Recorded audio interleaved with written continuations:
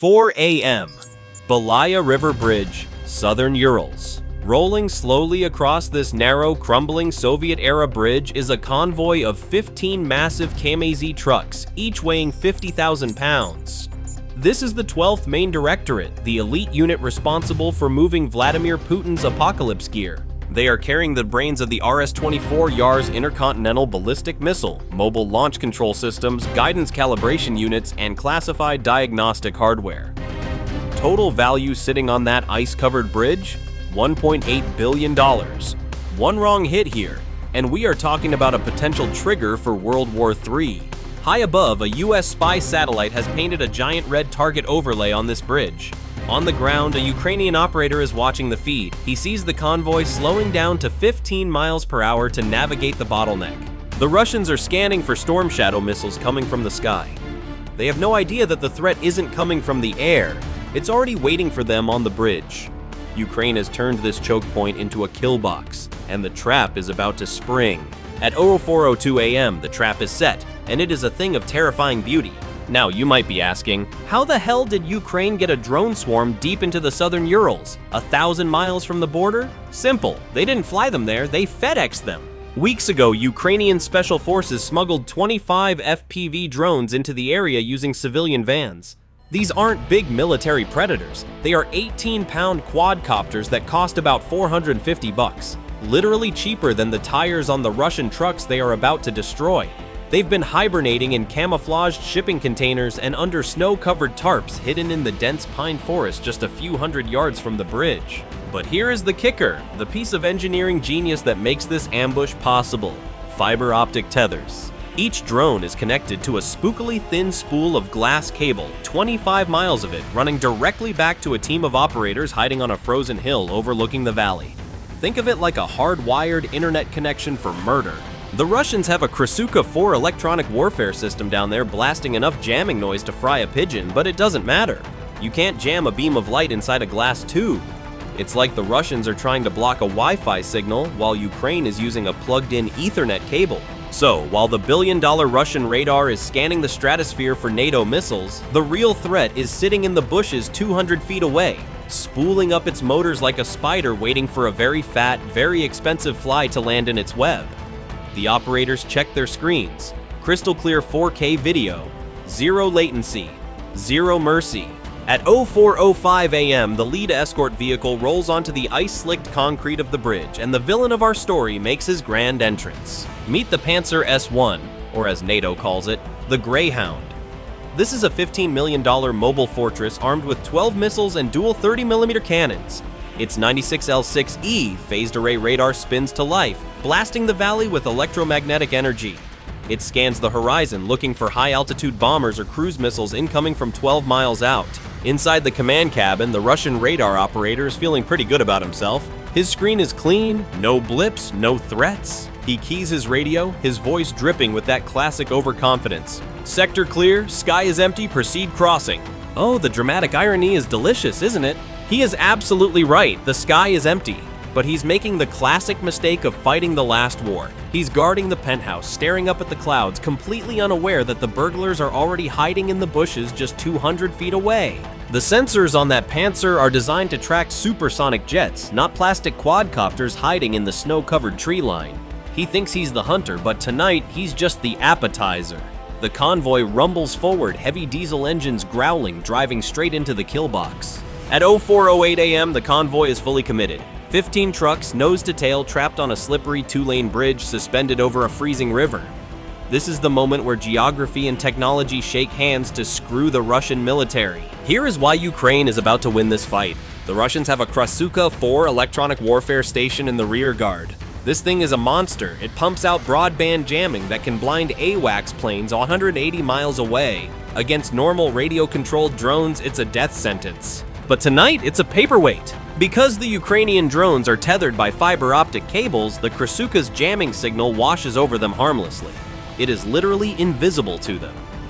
The Russian electronic warfare officer is screaming into his headset, confident he has created an impenetrable bubble of static. He doesn't realize he is trying to stop a landline call by shouting at a cell tower. And then there is the bridge itself. It sits low in the river valley, shrouded in thick fog. The Pantsir's radar is struggling. The physics of radar waves and dense moisture at ground level creates clutter, ghost signals that look like snow or birds. The system filters it out to avoid false alarms. Guess what else looks like a bird in the clutter? An 18-pound plastic drone. Finally, do the math. A Pantsir S1 can track and engage 4 targets simultaneously. Ukraine has brought 25 drones.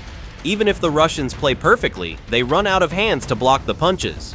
The convoy has willingly driven into a bottleneck where their high-tech shields are useless and their escape route is 0. They aren't on a bridge, they are in a coffin with open ends. Checkmate in 3 moves, the Ukrainian operator whispers, his thumb hovering over the launch switch. Let's wake them up. At 04:10 a.m., the ambush kicks off, but not with an explosion. It starts with a magic trick. The single reconnaissance drone hovering high above the bridge drops a payload of specialized aerosol canisters. As they hit the freezing deck, they burst, releasing a thick, chemical white smoke. This isn't just for show, it mixes with the natural -20-degree fog rising from the Belaya River, creating an opaque wall of soup. Instantly, the optical sensors on the Pantsir S1 go blind. The thermal cameras are washed out. The Russian convoy is now driving inside a cloud. Panic sets in immediately. The convoy commander screams into his radio, "Ambush! Ambush! Halt! Defensive perimeter!" This is the fatal mistake. The massive CAM-AZ trucks slam on their brakes, skidding on the ice, bunching up bumper to bumper in the middle of the bridge. The Russian response is textbook. For 1990, they activate the Krasukha-4 jammer to full power. "Burn it all," the electronic warfare officer shouts. He floods the entire spectrum, GPS, radio, cellular, with white noise. He thinks he just put a force field around the convoy. Russian soldiers leap out of the trucks, firing AK-74s blindly into the fog, shooting at shadows and probably scaring the hell out of the local wildlife. Then comes the diversion. A small, cheap drone pops a flare and detonates a flashbang charge in the woods on the far side of the bridge, behind the convoy. The sound echoes off the canyon walls. The Pantsir gunner, operating on pure adrenaline and twitch reflexes, spins his turret 180 degrees to face the noise. He points his cannons away from the real threat. At 04:12 a.m., the snow-covered tree line just 200 feet from the bridge erupts. 25 FPV attack drones rise from the forest floor like a swarm of angry hornets. But if you look closely, you see the secret weapon. Trailing behind each drone is a glimmering, hair-thin strand of fiber-optic cable. This is the checkmate. Putin has a jammer that can blind satellites, but he can't jam a physical cable. It's like playing Call of Duty, where the Russians are trying to lag switch the server, but Ukraine is playing on a hardwired LAN connection with 0 ping. The drones cut through the electronic interference like it doesn't exist. The swarm dives out of the trees, descending on the paralyzed convoy. The operators in the hills have crystal clear video feeds. They ignore the troop trucks. They ignore the fuel tankers for now. They zoom in on the prize sitting dead center on the bridge, the command and control vehicle for the RS-24 Yars. This is a nondescript beige box on wheels, but inside it holds $500 million of guidance computers and launch codes. It is the brain of Russia's nuclear deterrent. And right now it is sitting still, unprotected, while 25 unjammable missiles with propellers race toward it at 90 miles per hour. The Russian soldiers look up, seeing the black shapes emerging from the fog, trailing their long glass tails, and realize that their high-tech jammers are protecting them from absolutely nothing. At 04:14 a.m., the chaos on the Belaya River Bridge distills into a single terrifying moment of clarity. The lead FPV drone, trailing its invisible glass tail, levels out at windshield height. On the operator's screen in the frozen hills, the target is no longer a blip. It is a high-definition reality. The camera zooms in on the center of the bridge. There it is, the command and control vehicle. It looks like a standard CAM-AZ truck, but the reinforced chassis and the forest of antennas on the roof give it away. This is the $500 million brain of the nuclear convoy. And it is sitting perfectly still, trapped by its own escort vehicles. Inside the Russian convoy, panic has turned into paralysis. The Russian commander is screaming into his radio, calling for the ultimate cavalry. Havoc 1, close air support immediately, we are under attack. He is calling for the Mi-28N Night Hunter attack helicopters patrolling the perimeter, but the weather has betrayed them. The pilot's voice comes back crackling with static and frustration. Negative. Visibility is 0 in the fog. I can't fire without hitting the convoy. You are on your own.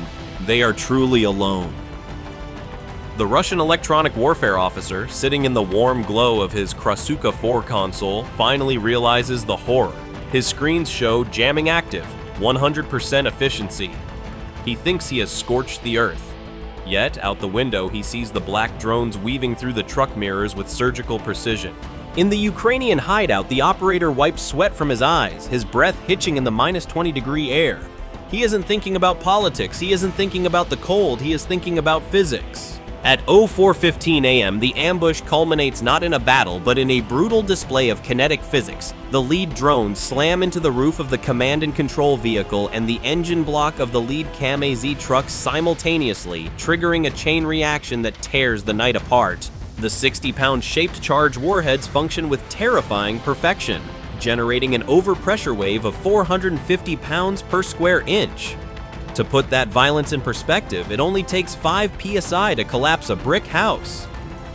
450 psi treats the 1.8-inch armored steel of the Russian command truck like aluminum foil. The roof caves in instantly, crushing racks of million-dollar guidance computers and encrypted communication nodes like an empty beer can. Then comes the fire. The strike on the lead truck cracks the engine block and ruptures the saddle tank, spraying atomized diesel fuel across the freezing bridge deck. It ignites instantly, sending a wall of fire racing 800 feet down the span and engulfing the trapped convoy in a tunnel of flame. The heat is so intense it melts the ice on the road surface, turning the bridge into a slip and slide of death. Blinded by smoke and seized by panic, several heavy trucks slide sideways, crashing through the rusty Soviet-era guardrails and plunging into the freezing Belaya River below with a sickening splash. Now, take a deep breath, because there is no mushroom cloud rising over the Urals. Ukraine knew exactly what they were hitting. These trucks were carrying the support systems, the brains, not the live warheads. There is no radiation, no World War III triggering event, just the incredibly expensive sound of Russian hardware turning into scrap metal. It isn't a chaotic brawl, it is a calculated surgical procedure performed with high explosives. By sunrise, the satellite photos tell the full story of the humiliation. The Belaya River Bridge is a smoking ruin blocked by the charred skeletons of the 12th Main Directorate's finest fleet. Russia just lost $1.5 billion in specialized nuclear support equipment, custom-built units that take years to manufacture, especially with current sanctions choking off the necessary microchips. The main transport artery for the southern Urals is severed, and intelligence estimates it will take 4 weeks just to clear the wreckage. But the geopolitical damage is the real killer. Putin wanted to move his RS-24 Yars launchers to threaten the West, but instead, his mobile nuclear card is stuck in a traffic jam in the middle of nowhere. The Russian nuclear triad isn't just limping, it has a broken leg. Let's look at the scoreboard, because it defies conventional logic. Russia brought electronic warfare systems that can blind satellites and radars that can track hypersonic missiles. Ukraine brought a spool of glass string and some plastic drones from a hobby shop. And Ukraine won. The lesson for today is simple. Don't try to move your most valuable chess pieces across a narrow bridge when your opponent is playing 4D chess with fiber optics. Putin thought his nuclear convoy was untouchable because of its high-tech escort, but he forgot that a chain is only as strong as its weakest link, and tonight, that link was a foggy bridge in the Urals. Money doesn't win wars, intelligence does. And tonight, intelligence just burned a $1 billion hole in the Kremlin's pocket. Glory to Ukraine. Alright, tactical minds, put yourself in the boots of that Russian Pantsir operator. You see the smoke, your radar is clear, but trucks are exploding around you. Do you stay and fight a ghost, or do you bail out and jump into the river? Let me know your survival strategy in the comments below. Don't forget to like and subscribe for more breakdowns of how Ukraine is rewriting the art of war.